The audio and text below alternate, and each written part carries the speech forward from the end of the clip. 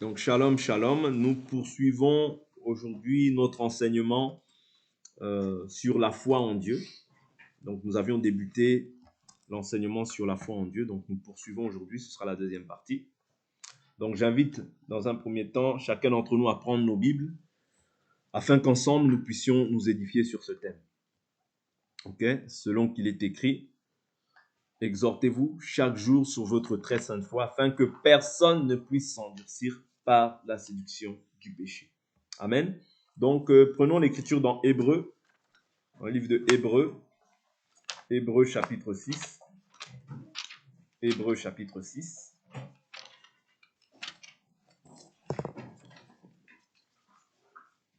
Hébreux chapitre 6. Prenons à partir du verset... Prenons à partir du verset 1. C'est pourquoi laissant les éléments élémentaires, c'est pourquoi laissant les éléments de la parole du Christ, tendons à ce qui est parfait, sans poser de nouveau le fondement du renoncement aux œuvres mortes, de la foi en Dieu. Amen. Donc ici, nous partageons sur la foi en Dieu. Ok? Parce que nous avions essayé de prendre tous les éléments de la parole de Christ. Okay? Mais là, nous essayons de tendre vers ce qui est parfait. Or, ce qui est parfait, c'est ce que nous sommes en train de partager. Okay? Parce qu'il nous parle du renoncement aux œuvres mortes, de la doctrine des baptêmes et de la foi en Dieu. Donc aujourd'hui, nous allons nous appuyer sur la foi en Dieu. Nous avions vu que la foi, en grec, est définie par pistis, traduit par fidélité, confiance, assurance, grâce ou conviction. La foi que nous avions vu selon Éphésiens au chapitre 2. Vous voyez, Éphésiens au chapitre 2. Nous allons essayer de voir cela par la grâce du Seigneur. Éphésiens chapitre 2. Éphésiens chapitre 2. Éphésiens 2. Verset 8, je crois. L'Écriture dit, car c'est par la grâce que vous êtes sauvés, par le moyen de la foi. Et cela ne vient pas de vous, c'est le don de Dieu. Ce n'est point par les œuvres, afin que personne ne se glorifie. Car nous sommes son ouvrage, ayant été créés en Jésus-Christ pour de bonnes œuvres que Dieu a préparées d'avance, afin que nous les pratiquions. C'est-à-dire qu'ici, il précise bien que c'est par grâce que nous sommes sauvés, par le moyen de la foi. Et cela ne provient pas de nous. Il dit quoi? Et ce n'est point par les œuvres, afin que personne ne se glorifie. Car nous sommes son ouvrage. Vous voyez, ce n'est point par les œuvres. Parce que si la grâce devient une œuvre, ce n'est plus une grâce. Est-ce que vous comprenez? Si la grâce est produite par l'œuvre ou par l'effort de l'homme, ce n'est plus une grâce. Voilà pourquoi je vous ai dit que la foi que nous détenons aujourd'hui ou que nous avons aujourd'hui ne vient pas de l'homme. Je vous ai pris un exemple pour vous définir un peu la grâce, parce que la grâce, c'est une faveur de Dieu. C'est Dieu qui a jeté les regards sur notre bassesse. J'aime beaucoup prendre cette illustration-là, comme je vous l'avais pris la dernière fois. C'est-à-dire, c'est semblable à une personne qui a pris perpétuité. Et un bienfaiteur vient, par exemple, la caution s'élève peut-être à 1 million. Personne n'a la possibilité de pouvoir payer ça, mais ce bienfaiteur-là vient de payer, sans que la personne n'ait eu quoi que ce soit à faire. C'est ça la grâce, c'est une faveur imméritée que nous trouvons auprès du Seigneur. Et même la foi que nous avons, c'est la grâce de Dieu. C'est la foi que Dieu accorde à ses enfants. Vous comprenez? C'est très important à comprendre ces choses-là pour que tu ne puisses pas avoir de la prétention ou de l'orgueil. Pour que tu ne puisses pas regarder les autres qui ne sont pas encore la foi avec dédain ou avec mépris. Vous comprenez? C'est très important. quand tu as la foi, quand tu es en Christ, c'est une grâce de Dieu. N'oublie jamais ça. Oui. Ok. Donc le salut, ou bien la foi, est produit par sa propre parole. Et comment vient la foi maintenant dans la vie d'un enfant de Dieu? La Bible nous dit, dans le livre de Romains chapitre 10, verset 17, la foi vient de ce qu'on entend. Romains 10, verset 17. C'est des éléments importants. Ça peut paraître comme si c'était rien, mais ce sont des éléments importants à maîtriser en tant qu'enfant de Dieu. Ok? Romains 10, verset 17. Je vais même un peu plus haut. Je vais un peu plus haut. Je prends à partir de... Je vais au verset 14. Comment donc invoqueront-ils celui en qui ils n'ont pas cru? Et comment croiront-ils en celui dont ils n'ont pas entendu parler? Et comment entendront-ils parler s'il n'y a personne qui prêche? Et comment y aura-t-il des prédicateurs s'ils ne sont pas envoyés? Selon qu'il est écrit, qu'ils sont beaux les pieds de ceux qui annoncent la paix, de ceux qui annoncent de bonnes nouvelles. Mais tous n'ont pas obéi à la bonne nouvelle. Aussi Ésaïe dit-il, Seigneur, qui a cru à notre prédication? Ainsi, la foi vient de ce qu'on entend, et ce qu'on entend vient de la parole de Dieu. Oui. Vous avez compris? Donc, ici, nous comprenons que ce qu'on entend vient de la parole de Dieu. Okay? La foi vient de ce qu'on entend. Or, pour bénéficier ou recevoir la foi, okay, ici, il est fait mention de prédicateurs. Ouais, c'est pour tous ceux qui pensent que la foi peut venir par une prédicatrice. C'est faux. Cette écriture-là même vient pour annuler en fait toutes les femmes qui pensent qu'elles peuvent communiquer la foi à un homme. C'est pas possible. Ouais. Tu peux parler de Jésus à un homme, évangéliser, ce n'est pas mauvais, ouais, parce que les femmes peuvent évangéliser. Parce qu'il y en a qui vont au-delà des Écritures en disant que même les femmes même parler de Jésus, parce qu'évangéliser, c'est parler aussi de Jésus. Ouais. La femme samaritaine a parlé de Jésus. Donc ce n'est pas un péché, ouais, de parler de Jésus. Ce n'est pas un péché qu'une femme parle de Jésus. Okay? Mais la femme n'a pas l'autorité pour pouvoir maintenant enseigner ou pour communiquer la foi à une personne afin que cette personne-là puisse bénéficier ou obtenir le salut. Ça, non. Mais elle peut emmener, c'est-à-dire elle peut parler de Jésus et emmener en fait une personne vers un prédicateur qui pourra en fait communiquer la foi à cette personne.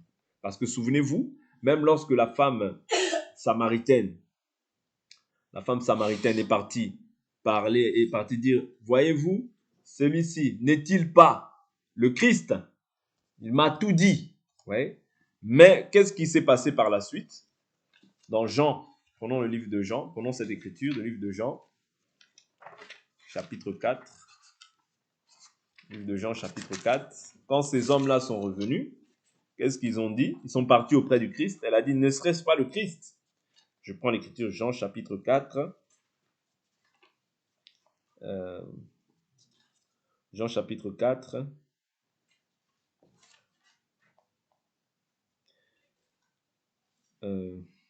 Jean, chapitre 4, je prends le verset 28. Alors la femme, ayant laissé sa cruche, s'en alla dans la ville et dit aux gens, venez voir un homme qui m'a dit tout ce que j'ai fait. Ne serait-ce point le Christ? Ils sortirent de la ville et ils vinrent vers lui. Ouais, ils sortirent de la ville et ils vinrent vers lui. Pendant ce temps, les disciples le pressaient de manger, disant, Rabbi, mange. Mais il leur dit, j'ai à manger une nourriture que vous ne connaissez pas. Les disciples se disaient donc les uns aux autres, quelqu'un lui aurait-il apporté à manger? Jésus leur dit, ma nourriture est de faire la volonté de celui qui m'a envoyé et d'accomplir son œuvre. Ne dites-vous pas qu'il y a encore 4 mois jusqu'à la moisson?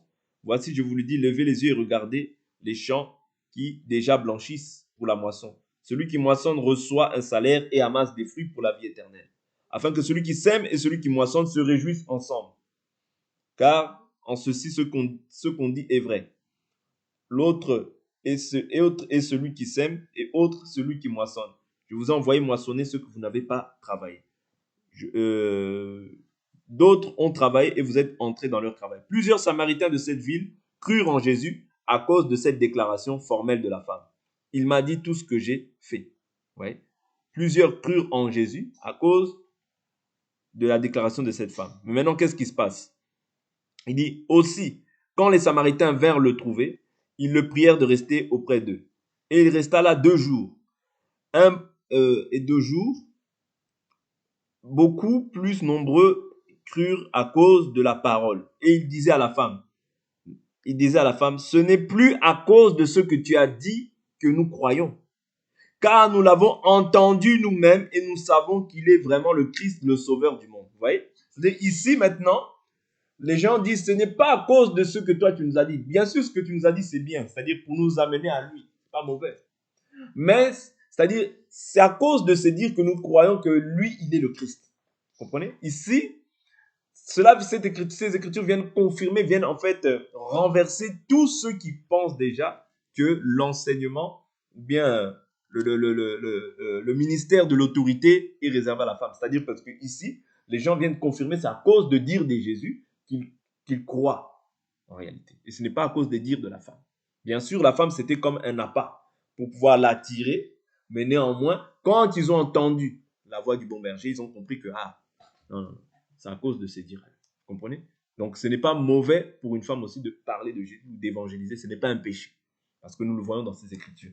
L'écriture ne peut pas être abolie. Vous comprenez? Parce qu'il y a beaucoup de gens qui disent, oh non, qui rentrent dans des raisonnements. Oh non, non, non, non. N'allons pas au-delà de ce qui est écrit. C'est très important. Donc voilà, ici, je vous avais dit aussi que la foi que nous confessons en Christ Jésus nous pousse en fait à croire à tout ce qui est écrit. Ouais.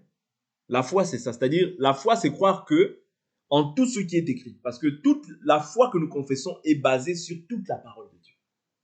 Maintenant, il est vrai qu'il y a des choses aujourd'hui qui ont pris fin. Je prends par exemple un exemple. La loi de Moïse. Bien sûr, les apôtres enseignaient par rapport à la loi, les psaumes, les prophètes. Et ils faisaient en fait ressortir en fait Christ au travers de la loi des psaumes et des prophètes. Mais par exemple, en ce qui concerne les lois cérémonielles, elles ont été accomplies dans le corps de Christ. En ce qui concerne les fêtes, vous voyez, les 7 fêtes de l'Éternel dans Lévitique 23, vous voyez, aujourd'hui, on doit expliquer ces fêtes. Mais ce n'est plus une fête physique qu'on ne peut célébrer. Vous voyez, parce que toutes ces choses-là, vous voyez, la Bible nous dit, vous sondez les Écritures, croyant avoir en elles la vie, ce sont elles qui rendent témoignage de moi. C'est-à-dire les Écritures rendent témoignage de Jésus. Vous comprenez? C'est-à-dire qu'aujourd'hui, on explique ces choses. Mais les lois morales, les lois civiles sont toujours d'actualité. Vous comprenez? Donc c'est très important de comprendre ces aspects-là. Donc la foi que nous confessons, la foi en Dieu, ouais, c'est de croire en tout ce qui est écrit. Ouais. Jésus a dit, le ciel et la terre passeront, mais aucune parole de la loi ne sera abolie. Ouais. Donc c'est très important de comprendre ces choses-là. Donc, parce que nous, en tant que des enfants de Dieu, nous sommes édifiés. Édifier veut dire bâtir, construire. Comment est-ce que nous sommes édifiés? Sur l'enseignement des apôtres et des prophètes. Ça, c'est Éphésiens chapitre 2, verset 20. On peut lire ça rapidement. Éphésiens au chapitre 2, verset 20. Parce que tu ne peux pas avoir une foi fausse. Non, tu dois avoir une foi qui est centrée sur Christ. Voilà pourquoi nous disons, dans d'autres termes, que notre foi est christocentrique. C'est-à-dire la foi en Dieu que tu confesses doit être centrée sur Christ. Et la foi que je vous annonce, c'est de croire que rien n'est impossible à Dieu. Et rien n'est impossible à celui qui croit. Oui. Parce que la foi est définie comme étant la confiance, la fidélité qu'on place en Dieu. Et Dieu, la Bible nous dit qu'il est la parole. Mais prenons d'abord Éphésiens chapitre 2. J'ai dit qu'on prendrait Éphésiens chapitre 2, verset 20. Éphésiens chapitre 2. Prenons à partir du verset 20.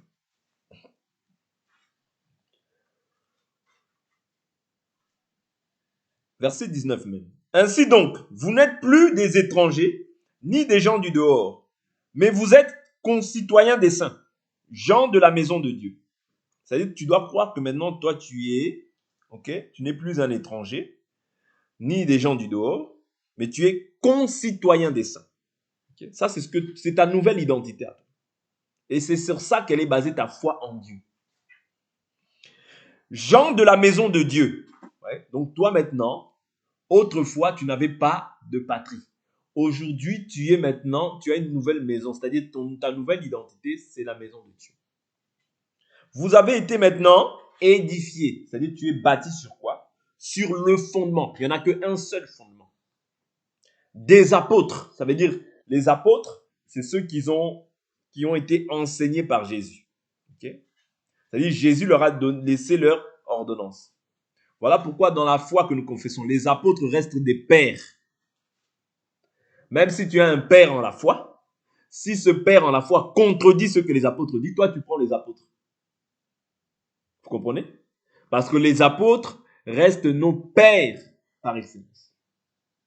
Parce que Jésus dit, je ne prie pas seulement pour vous, mais je prie pour tous ceux qui croiront en moi au travers de vous. Vous comprenez? C'est-à-dire, si nous croyons, nous devons croire conformément à ce que les apôtres nous ont légué. Nous ne pouvons pas renverser une écriture que les apôtres ont posée. Si nous renversons une écriture que les apôtres ont posée, nous sommes en train d'enlever comment? Une pierre à notre salut. Vous comprenez? Vous comprenez? Parce que nous sommes bâtis sur les deux fondements. Sur ce fondement qui est l'enseignement des apôtres. Et là où les apôtres n'ont pas traité d'un cas, je vous ai toujours dit, nous devons maintenant faire recours aux prophètes. Parce que les apôtres, Jésus leur dit quoi? Le Saint-Esprit vous conduira dans toute la vérité. C'est ça notre foi en Dieu. C'est-à-dire que si nous écartons en fait ce que les apôtres ont dit, notre salut est caduc. C'est très important. Parce que la foi en Dieu, souvent on dit, j'ai la foi, j'ai la foi, j'ai la foi, je crois. Oui. Mais ce n'est pas en vain que Jésus a dit, enseignez-leur à garder mes commandements. Tu peux avoir la foi, c'est un fait. Ah, j'ai confiance en Dieu. Je sais, je crois que Dieu peut faire quelque chose dans cette situation. Je crois que Dieu va faire. Oui, c'est un fait. Mais il faut être enseigné pour que tu comprennes comment marcher dans la maison de Dieu. Ouais. Parce que dans la maison de Dieu, on ne marche pas comme on veut. Ouais. Dans la maison de Dieu, on ne marche pas comme on veut. Ouais. C'est-à-dire il y a un modèle qui est déjà posé dans lequel tout enfant de Dieu sans exception, doit marcher. Et c'est comme ça qu'il pourra dire, j'ai la foi en Dieu. Ouais. Parce que la prédication ne doit reposer ni sur des motifs impurs, ni sur l'erreur. C'est très important. Parce que si elle repose sur des motifs impurs ou sur l'erreur, en fait, on détourne les gens de la vérité. Et on les égare alors que nous sommes déjà égarés. Parce que quand toi tu es égaré, ouais, tous les gens qui vont te suivre aussi participent à ton égarement. C'est-à-dire, ils s'égarent, tu les égares aussi loin de la vérité. Et c'est-à-dire, la foi qu'ils ont, c'est une foi, mais c'est une foi qu'on appelle une foi vaine. Parce que Dieu, comme je vous ai dit, ici nous avons vu que nous avons édifié sur le fondement des apôtres et des prophètes, Jésus-Christ lui-même étant la pierre angulaire. C'est en lui, oui, en lui tout l'édifice bien coordonné s'élève pour être un temple saint.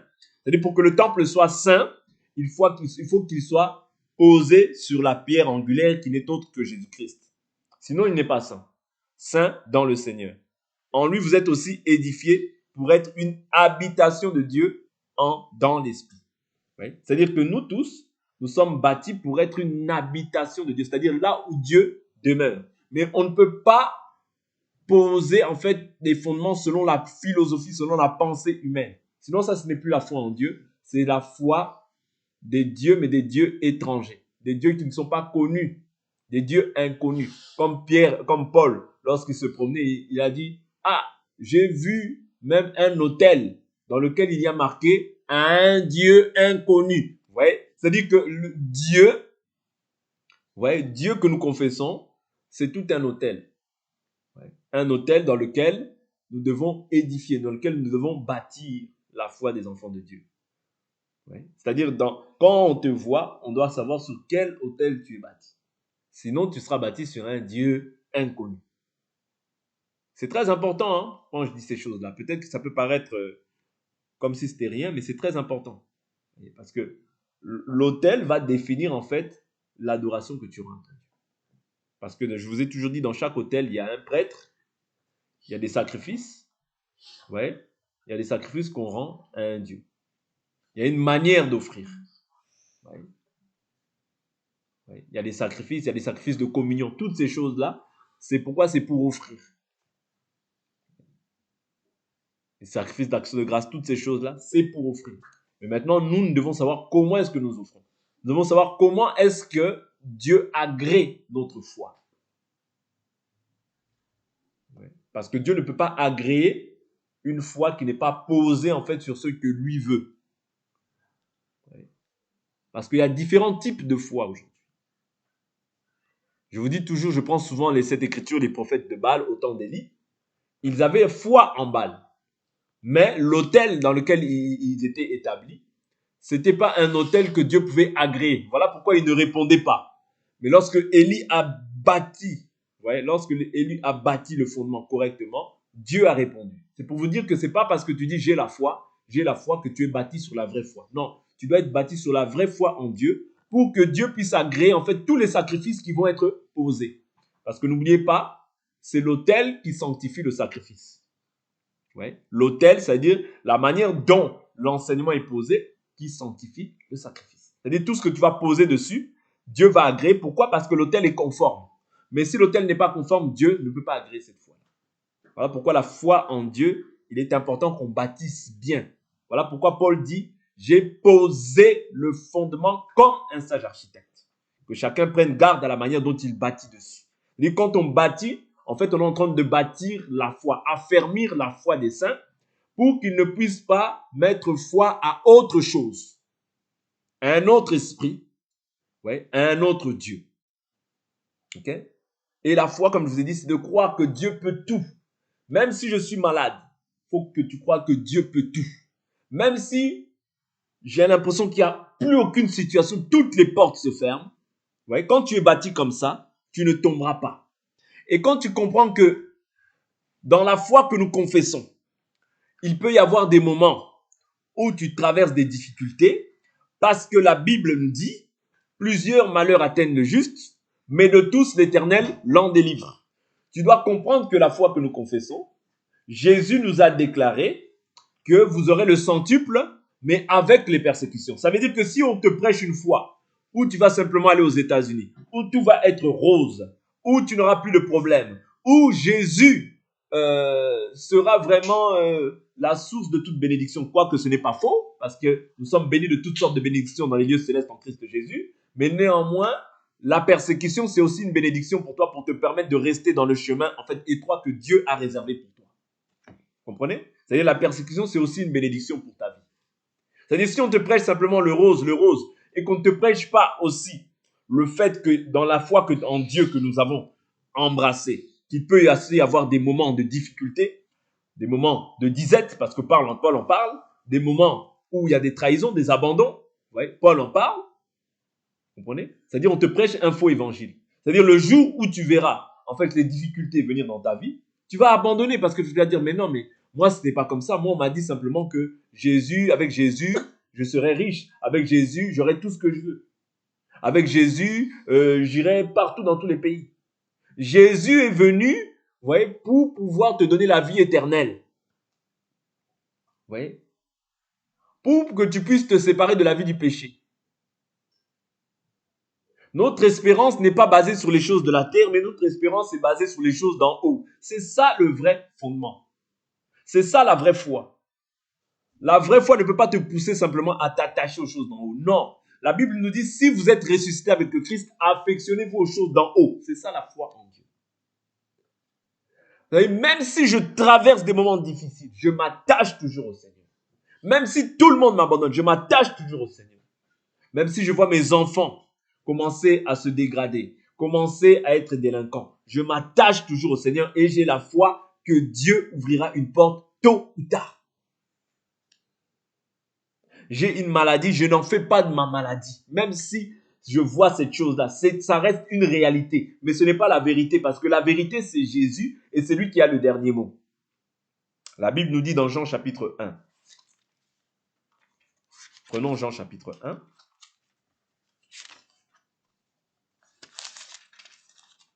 Prenons Jean chapitre 1, verset 1. Au commencement était la parole. Au commencement n'était pas ta maladie. Au commencement n'était pas ton problème, ton souci. Non. Au commencement était quoi? La parole. Et la parole était avec Dieu. Et la parole était Dieu. Ça veut dire il faut toujours que tu te remémores ces versets-là pour te comprendre que au commencement, c'est-à-dire toi-même tu n'étais pas, c'était la parole. Est-ce que vous comprenez? C'était la parole. Voilà pourquoi je vous dis que toute notre foi doit être basée sur la parole. Si Dieu a guéri, toi tu dois comprendre que même si je traverse un moment de maladie, c'est un moment de maladie, mais cette maladie n'est pas ma maladie. Je n'en fais pas ma maladie. Parce que plus tu commences à dire ma maladie, ah ma maladie, ah ma maladie, ah ma maladie, tu es en train de nourrir cette maladie. Tu es en train de lui donner de l'espace pour qu'elle croisse davantage et qu'elle s'installe davantage dans ta vie. Tu donnes de la puissance, du pouvoir à cette chose. Plus tu nourris le problème, plus le problème aussi va s'installer. Qu'est-ce que je vous prends toujours cette écriture? David face à Goliath. David a déshabillé le problème. Mais les Israélites ont revêtu le problème. Ce qui a fait la différence entre les Israélites et David, c'est que lorsque les Israélites voyaient Goliath, ils commençaient à glorifier Goliath. Saül même disait non, non, non, non, c'est un homme de guerre, depuis sa jeunesse, il combat toutes ces choses-là. Tu ne parviendras pas. Vous voyez, c'est-à-dire, il donne du pouvoir à l'adversaire. Et quand tu donnes du pouvoir à l'adversaire, tu ne seras jamais vaincu. Mais jamais. Pourquoi? Parce que tu l'as mis sur un piédestal. Mais la chose que David a fait lorsqu'il est venu, il a déshabillé le problème en disant quoi? Qui est cet incirconcis qui trouble les troupes de l'Éternel? Vous comprenez? C'est-à-dire, il a fait quoi? Pendant que les gens, lui, l'ont rhabillé, mais lui, il a déshabillé le problème en voyant dire qu'il était incirconcis. Qu'un incirconcis ne peut pas troubler les troupes de l'Éternel. Et c'est ça qui nous manque, en fait, face au combat spirituel. C'est-à-dire, tu es face à un combat, tu es face à une lutte, mais toi, tu élèves la lutte. Tu élèves la chose. Plus tu élèves la chose, plus tu donnes du pouvoir à la chose, et plus tu vas craindre la chose. C'est psychologique. Oui. C'est-à-dire, plus tu élèves la chose, plus la chose aussi va s'installer. Oui. Plus tu peux voir aussi, la chose peut même s'aggraver. Pourquoi? Parce que tu lui donnes du pouvoir. Mais nous, notre foi est toute contraire. C'est-à-dire que quand tu vois le problème s'élever, la Bible nous dit, si tu dis à cette montagne, ôte-toi de là, cela se fera. Est-ce que vous comprenez un peu notre foi? Oui. Je n'ai pas encore vu, je n'ai pas encore d'enfant, je n'ai pas encore vu la situation se débloquer, mais je dis, cette situation-là, ce n'est pas ma situation, elle se débloquera. Tous les médecins du monde peuvent te dire peut-être que non, toi, tu n'enfanteras plus parce que tu es stérile. Dans ta famille, il y a des stériles, donc tu as hérité de la stérilité. Toi, tu dois comprendre que tu bénéficies de la loi de l'exception. Pourquoi? Parce que Christ, maintenant, a ôté. Si ta famille était sous la condamnation, sous les réclamations, sous la puissance du malin, il faut comprendre que toi maintenant, la Bible nous dit, il a effacé l'acte qui nous condamnait et dont les ordonnances nous étaient contraires.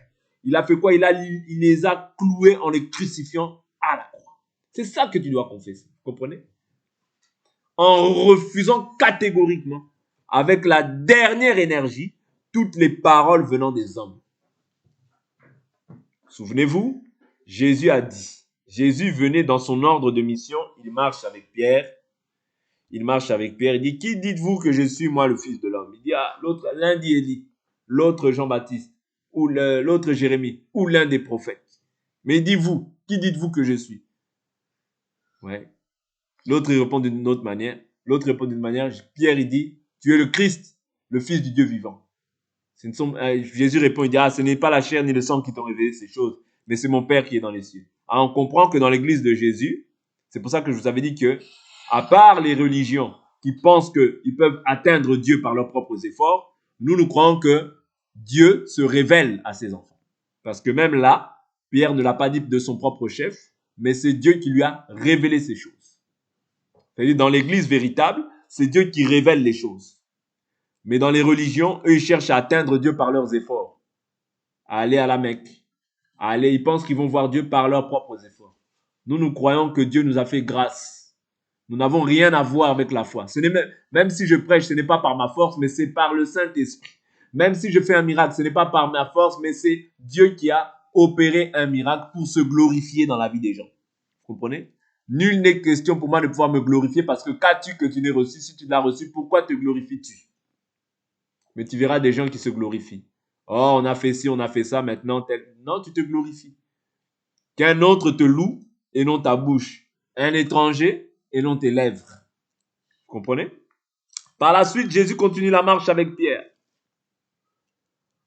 Jésus lui dit, le Fils de l'homme doit mourir. Il sera maltraité par sa nation, par les sacrificateurs. Pierre dit, non, cela ne t'arrivera pas. Mais Jésus est venu pour quoi? Jésus est venu pour mourir. Parce que si Jésus ne meurt pas, toi et moi, nous ne sommes pas sauvés. Il dit, personne ne m'ôte la vie, mais c'est moi qui la donne pour la vie du monde. C'est-à-dire que Jésus, dans sa mission, dans son ordre de mission, il vient pour mourir. Et la mort de Jésus, pour nous, c'est une joie. La mort de Jésus, pour nous, c'est une joie. Donc nous sommes dans la joie, bien qu'il a souffert, mais néanmoins, c'est une joie pour nous, parce que pour nous, au travers de sa mort, nous bénéficions de la délivrance, du rachat. Oui. Du rachat. Par son sang, il a racheté. C'est-à-dire, s'il ne meurt pas, toi et moi, notre foi est vaine. Toi et moi, nous sommes encore dans le péché et nous ne verrons pas le ciel. Parce que c'est à cause de Jésus que nous pouvons prétendre même voir Dieu. Sans Jésus, tu ne peux pas voir Dieu. Voilà pourquoi ici, je dis à toutes les gens qui sont encore dans les traditions d'église ou bien dans les religions, sortez du milieu d'eux, donnez votre vie à Jésus-Christ d'un cœur sincère. Oui. Donc Dieu se révèle et Jésus dit quoi? Il fait la marche avec Pierre et Pierre lui dit non, tu ne vas pas mourir. Jésus dit arrière de moi Satan, car tes pensées ne sont pas celles des dieux, mais celles des hommes. Vous comprenez? C'est-à-dire ici, je viens simplement ramener vos pensées pour vous faire comprendre que toute pensée des hommes, ouais, quand tu donnes du pouvoir à une maladie, quand tu donnes du pouvoir à une chose, c'est une pensée humaine que tu es en train de développer et ce n'est pas la pensée de Dieu. Parce que les pensées de Dieu ne sont pas nos pensées. Ses voix ne sont pas nos voix. Autant les cieux sont élevés, autant nos voix sont éloignées de ses voix. Voilà pourquoi, face à une situation, face à un problème, élève la parole. Toi, tu es bâti sur un fondement qui est inébranlable. Le fondement des apôtres et des prophètes. Jésus-Christ est inébranlable. Les hommes peuvent être ébranlés, mais Jésus-Christ est inébranlable. Et il est derrière sa parole pour l'accomplir. Ne crois pas que la situation que tu traverses, les difficultés que tu traverses, Dieu ne les voit pas. Non, Dieu les voit. Mais il veut aussi voir comment est-ce que tu es face dans l'épreuve. Dieu voyait lorsque Job traversait des difficultés. Mais il voulait voir comment Job allait agir dans l'épreuve. Mais lorsqu'il a fallu aussi le restaurer, vous voyez, parce qu'il y avait un temps, il y a un temps pour tout dans la vie.